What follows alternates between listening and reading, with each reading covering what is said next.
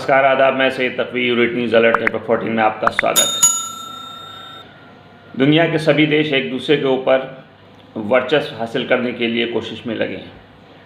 कोई इस बात पे ध्यान नहीं दे रहा है कि दुनिया में इंसान ही इंसान की जान लेने पर आमादा है। एक देश दूसरे देश पे अगर हमला करता है तो वहाँ पे बेकसूर नागरिकों की जान जाती है। रूस और यूक्रेन की यही स्थिति है, जहाँ पे वर्चस्व की लड़ाई है, नाक की लड़ाई है। हालांकि अमेरिकी राष्ट्रपति जो बाइडेन ने कहा कि वो रूसी राष्ट्रपति व्लादिमीर पुतिन से मिलने के लिए तैयार है। हालांकि अब देखना होगा कि वो युद्ध से निकलने के लिए रास्ता ढूंढने के लिए तैयार हैं या नहीं है। इस मौके पर उनके साथ फ्रांस के राष्ट्रपति इमैनुअल मैक्रो भी मौजूद थे। उन्होंने कहा कि वो और अमेरिकी राष्ट्रपति यूक्रेन को ऐसा समझौता, कोई भी किसी भी तरह का ऐसा कोई समझौता करने के लिए नहीं कहेंगे जो उसे मंजूर न हो। रूस और यूक्रेन के बीच अभी भी युद्ध घमासान जारी है। दोनों ओर से युद्ध रोकने के संकेत नहीं मिल रहे हैं। बातचीत का कोई उत्साह नहीं है, कोई नतीजा निकलते दिख नहीं रहा है। यही वजह है कि शांति वार्ता के लिए एक बार फिर से राजनयिक कोशिशें तेज़ कर दी गई हैं। रूसी राष्ट्रपति व्लादिमीर पुतिन यूक्रेन ने युद्ध समाप्ति पर बात करने के लिए तैयार हैं, लेकिन इसके लिए रूसी राष्ट्रपति ने पश्चिमी देशों के सामने कुछ शर्तें रखी जिसे पश्चिमी देशों को मानना होगा। ये बात रूस राष्ट्रपति के क्रेमलिन कार्यालय ने कही है। रूस ने यूक्रेन से सेनाओं की वापसी की शर्त को पूरी तरीके से खारिज कर दिया है और उसने कहा कि इस शर्त पर उसे किसी भी तरीके की कोई वार्ता मंजूर नहीं है। और रूस की यह प्रतिक्रिया उस समय आई जब अमेरिकी राष्ट्रपति जो बाइडेन द्वारा पुतिन से सीधे तौर पर बात करने की इच्छा जताई गई थी। जो बाइडेन ने कहा है कि वो यूक्रेन युद्ध की समाप्ति के लिए राष्ट्रपति पुतिन से बातचीत करने के लिए तैयार है। अमेरिका के दौरे पर गए फ्रांस के राष्ट्रपति इमैनुअल मैक्रो से वार्ता के बाद अमेरिकी राष्ट्रपति ने जब संयुक्त प्रेस कॉन्फ्रेंस में की तो उस कॉन्फ्रेंस में पुतिन के साथ बातचीत की इच्छा जताई, लेकिन ये भी कहा कि वो बातचीत यूक्रेन में युद्ध समाप्ति के बाद ही संभव है, जिसके लिए पुतिन फिलहाल तैयार नहीं लग रहे हैं। बाइडेन ने इससे पहले मार्च में भी पुतिन को कसाई कहा था और कहा था कि वो रूस की सत्ता में नहीं रहने योग्य हैं, उन्हें नहीं रहना चाहिए। जबकि यूक्रेन युद्ध के 9-10 महीने हो गए हैं और यूक्रेन सहित पूरा यूरोप जमा देने वाली ठंड की चपेट में है और पश्चिमी देश रूस से बातचीत का रास्ता बना रहे हैं। रूसी सेना यूक्रेन के ऊर्जा संयंत्रों पर लगातार हमले कर रही है और रूस ने ज़्यादातर यूरोपीय देशों की गैस आपूर्ति या तो रोक दी है और या बहुत कम कर दी है। अमेरिका और अन्य पश्चिमी देश इन स्थितियों में यूक्रेन को सैन्य और आर्थिक सहायता दे रहे हैं।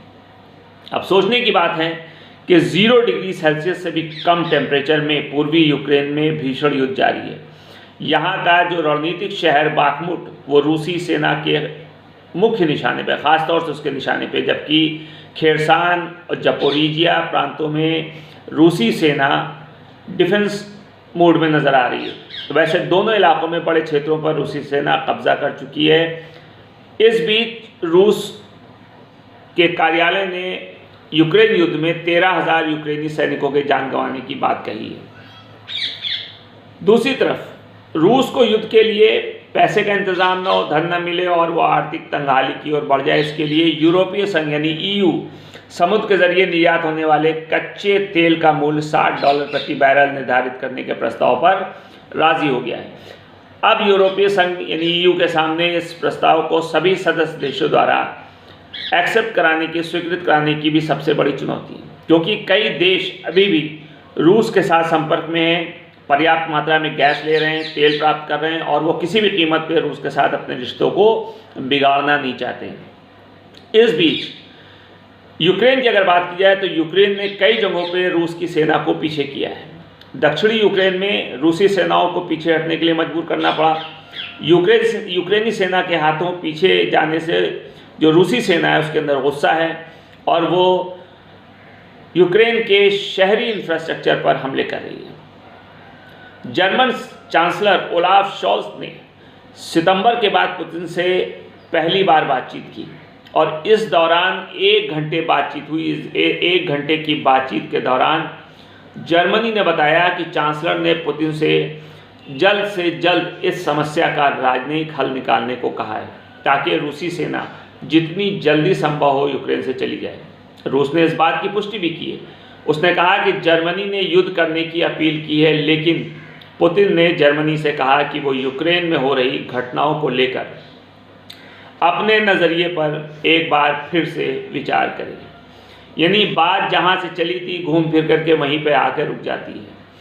युद्ध विराम की बात होनी थी, शांति की बात होनी थी, लेकिन सभी देश कहीं ना कहीं दुनिया में अपने वर्चस्व को कायम रखने के लिए, अपनी ताकत दिखाने के लिए, अपने सैन्य शक्ति दिखाने के लिए कहीं से भी किसी भी तरीके से समझौता करने के लिए तैयार नहीं है, जिसका खामियाजा पूरी दुनिया को उठाना पड़ेगा। क्योंकि अगर कोई भी दो देश आपस में जंग करते हैं तो उसमें कुछ ना कुछ और देश शामिल हो जाते हैं, जिससे पूरे दुनिया के ऊपर असर पड़ता है।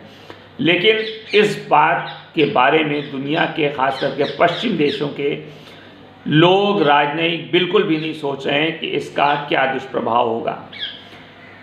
बहरहाल कुछ भी हो, ये जो जंग का सिलसिला है, जो अलग अलग जंगों पे तरह तरह की वर्चस्व की लड़ाई हो रही है, इसमें सिर्फ और सिर्फ बेकसूर जनता मारी जा रही है और माल और जान का बेहद नुकसान हो रहा है। दुनिया के सभी देशों को एक प्लेटफॉर्म पर बैठ करके ये सोचने की ज़रूरत है कि देश और दुनिया की तरक्की सिर्फ और सिर्फ इंसान के द्वारा ही संभव है। लेकिन जब इंसान का वजूद ही मिटा दिया जाएगा तो उस उजड़ी हुई ज़मीन, उस उजड़े हुए देश और उस जगह जगह के मलबे और जगह जगह की लाशों को लेकर के आखिर इंसान इस दुनिया में कैसे जी सकता है। इस पर पश्चिमी देशों को ज़रूर विचार करना चाहिए और ऐसे कदम उठाने चाहिए जिससे पूरी देश और पूरे दुनिया में हर तरफ शांति हो, लोग अमन और सुकून के साथ अपनी ज़िंदगी गुजार सकें। देखते रहिए यूनिट न्यूज़ अलर्ट नेटवर्क 14। अगर आप नए हैं तो लाइक, शेयर और सब्सक्राइब ज़रूर कीजिए। मिलते हैं नेक्स्ट एपिसोड में नए विषय के साथ। तब तक के लिए नमस्कार।